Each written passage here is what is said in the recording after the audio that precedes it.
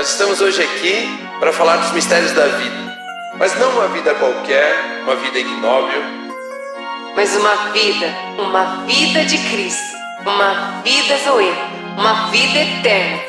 vida baseada na obra do nosso Senhor Jesus Cristo, que é como a luz da alvorada, que brilha cada vez mais até ser dia perfeito. Are you ready? Então, por exemplo, eu peguei uma história aqui, quando a gente falou sobre expectativa, né? Que iríamos, combinou que o tema desse hoje seria expectativa. Eu peguei a história de José, e é interessante assim, como se desdobra o comecinho já da história de José ali, né? A importância da história de José. E olha o que diz em Gênesis capítulo 37, versículo 1 ao 11. Né? Gênesis 37, 1 ao 11 diz assim: Jacó habitou na terra de Canaã, onde seu pai tinha vivido como estrangeiro. Esta é a história da família de Jacó. E aqui a gente vê a importância já de José, de quem é José. Porque a história da família de Jacó, que é pai dele, começa com o nome dele. Quando José tinha 17 anos, então José era tão importante para essa família, que a história do pai, quando é da família do pai, começa a ser contada através de José. Quando José tinha 17 anos, pastoreava os rebanhos com seus irmãos. Ajudava os filhos de Bila e os filhos de Zilpa, mulheres de seu pai. E contava ao pai a má fama deles.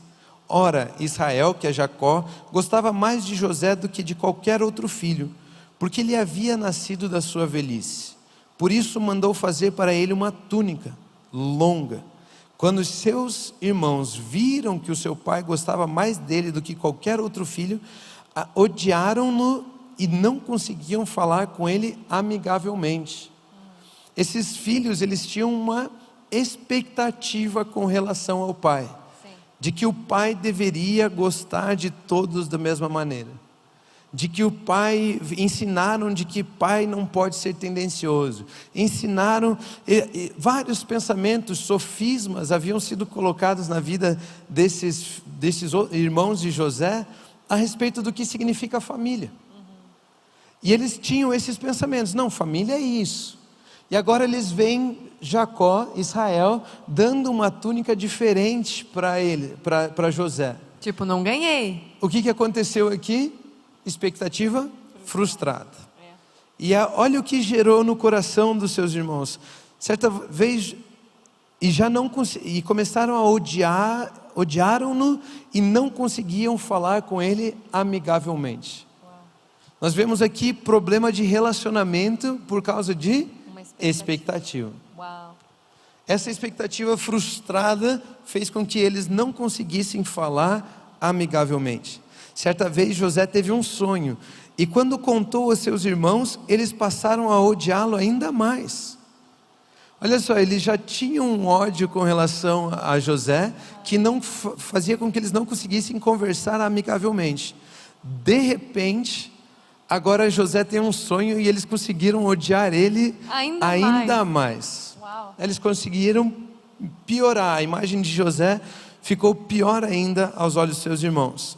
E ele disse: olha os sonhos, o sonho que tive. Disse-lhes: estávamos amarrando os feixes de trigo no campo, quando o meu feixe se levantou e ficou em pé, e os seus feixes se juntaram ao redor do meu e se curvaram diante dele. Seus irmãos lhe disseram: então você vai reinar sobre nós? Quer dizer que você vai nos governar?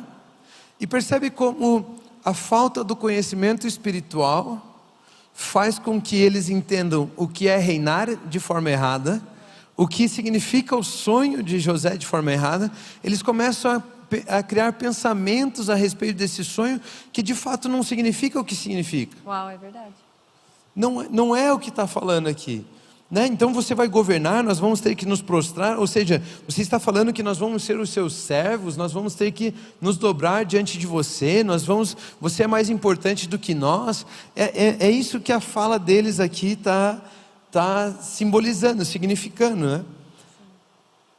E o odiaram ainda mais por causa do sonho do sonho e do que tinha dito. Depois tive outro sonho, e dessa vez o sol e a lua e 11 estrelas se curvavam diante de mim. Quando o contou ao pai e aos irmãos, o pai o repreendeu e lhe disse: que sonho foi este que você teve? Será que eu, sua mãe e seus irmãos viremos a nos curvar até o chão diante de você? Assim seus irmãos tiveram ciúmes dele, e o pai, no entanto, refletia naquilo. Olha só que engraçado. Quando nós já temos um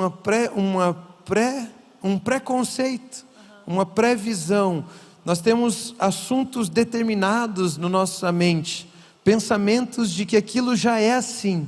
Eu tenho certeza de que isso é assim.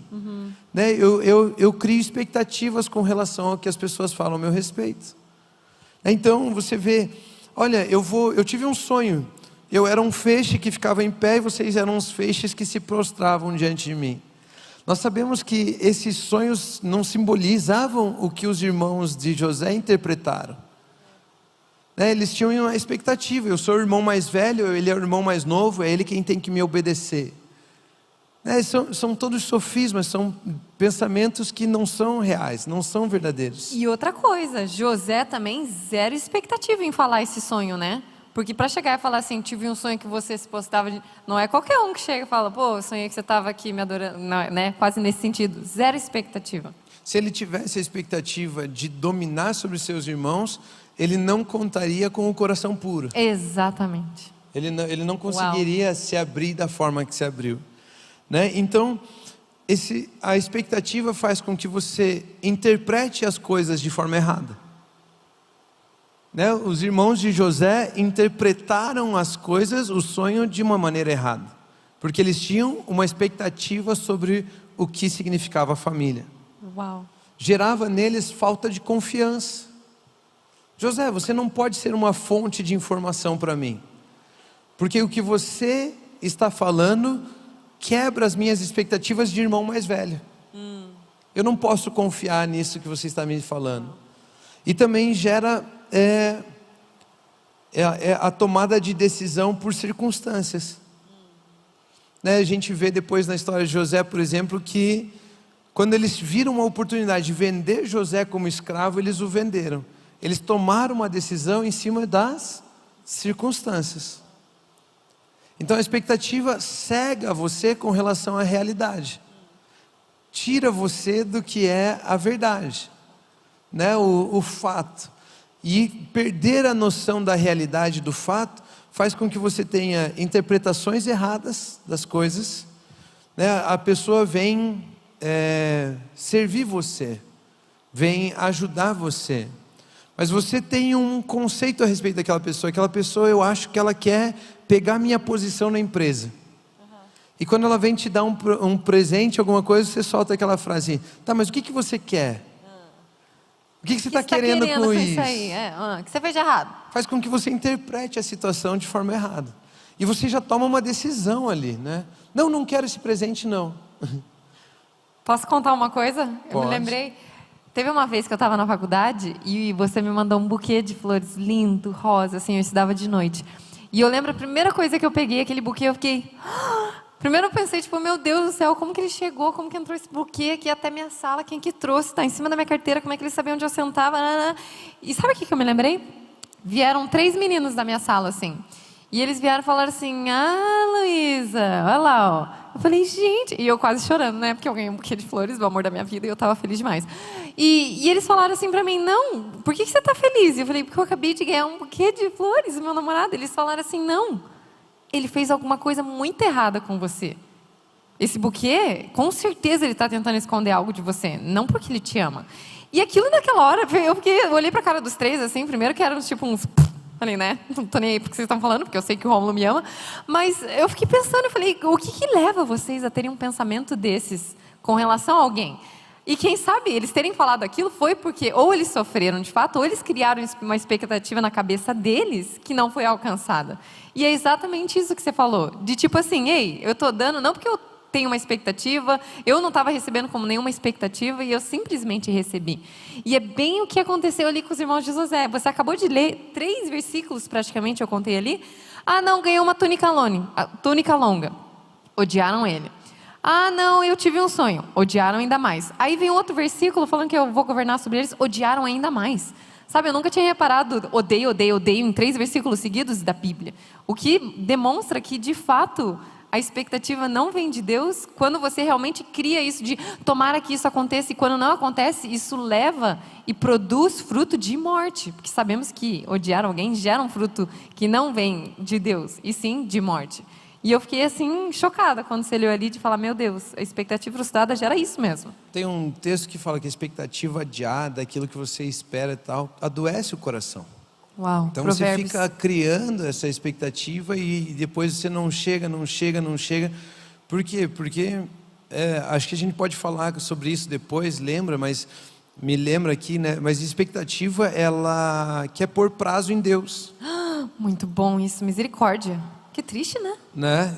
Depois a gente lê uma outra história, mas as pessoas tinham uma expectativa, por exemplo, com relação a Jesus e queriam pôr um prazo em Deus. E isso não faz. Por isso que é diferente de esperança.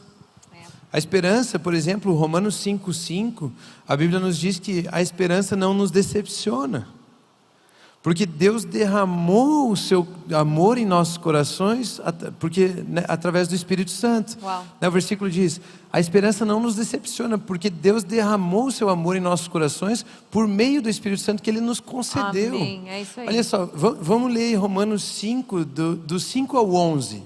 Né? O versículo 6 vai dizer assim, ó.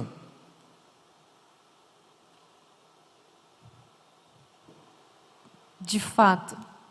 E de fato, no devido tempo, quando ainda éramos fracos, Cristo morreu pelos ímpios. Perceba como as coisas com relação a Deus já estão todas no passado. Então Ele já derramou, Ele já morreu, Cristo morreu pelos ímpios. Dificilmente haverá alguém que morra por um justo, embora pelo homem bom talvez alguém tenha coragem de morrer.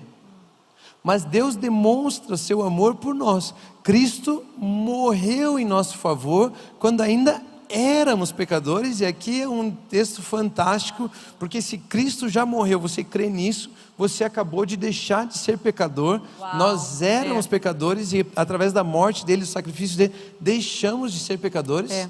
Como agora fomos justificados por seu sangue, muito mais ainda por meio dele seremos salvos da ira de Deus. Muito bom. Se quando éramos inimigos de Deus fomos reconciliados com ele mediante a morte do seu filho, quanto mais agora, tendo sido reconciliados, seremos salvos por sua vida. Uau. Agora aqui entra a esperança, a certeza da nossa salvação. Ela vai se manifestar por completo um dia. É isso aí. Ela vai se revelar em Jesus nas nossas vidas um dia. Eu posso viver meus dias tranquilo na esperança, porque eu ainda não estou vendo a manifestação completa, mas ela é concreta, porque já aconteceu, Cristo já deu, Cristo já fez. Não apenas isso, mas também nos gloriamos em Deus por meio do nosso Senhor Jesus Cristo, mediante quem recebemos agora a reconciliação. Então, porque nós recebemos agora, porque Ele já nos amou, porque Ele já nos deu a prova do seu amor, que é Cristo Jesus, isso gera esperança de que a manifestação da salvação vai se tornar completa em nossas vidas. Nós já somos salvos, nós podemos nos ver como pessoas já salvas, como quem já recebeu. Muito bom. Mas ainda muitas coisas a respeito da salvação irão se manifestar nas nossas vidas.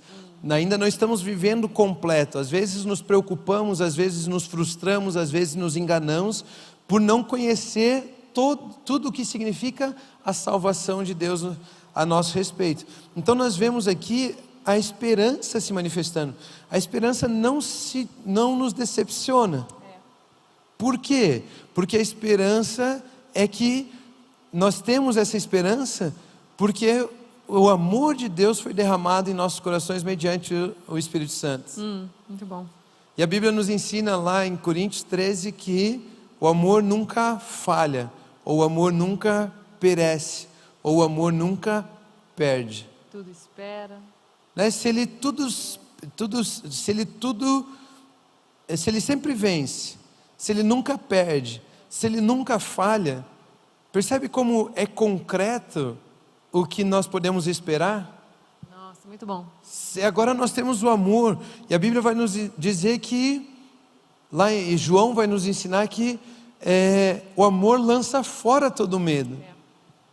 Por quê? Porque a expectativa ela pode ser para coisas positivas ou para coisas negativas. E o medo, ele supõe castigo, ele é uma expectativa de castigo. Então, quando eu tenho uma expectativa de castigo, o amor tira isso do meu coração. O amor, por quê? Porque o amor não falha. Então, eu não vou sofrer esse castigo, porque o amor de Deus está no meu coração. É isso aí. E aí eu estou colocando agora a minha esperança em algo concreto, em algo que de fato é. A esperança está baseada na promessa, na palavra de Deus, naquilo que Deus é, naquilo que Deus diz a meu respeito. Amém. E aí eu posso então esperar que se manifeste na minha vida aquilo que Ele disse que se manifestaria. Uau, mas isso é muito bom. Né? Então, o amor derramado no meu coração me dá certeza de que eu não me decepciono, me dá certeza de que não vai falhar, me dá certeza de que aquele que é fiel vai cumprir, me dá certeza de que eu posso confiar no que Deus está falando. E aí então a esperança está baseada em algo concreto, é como uma âncora para a minha alma.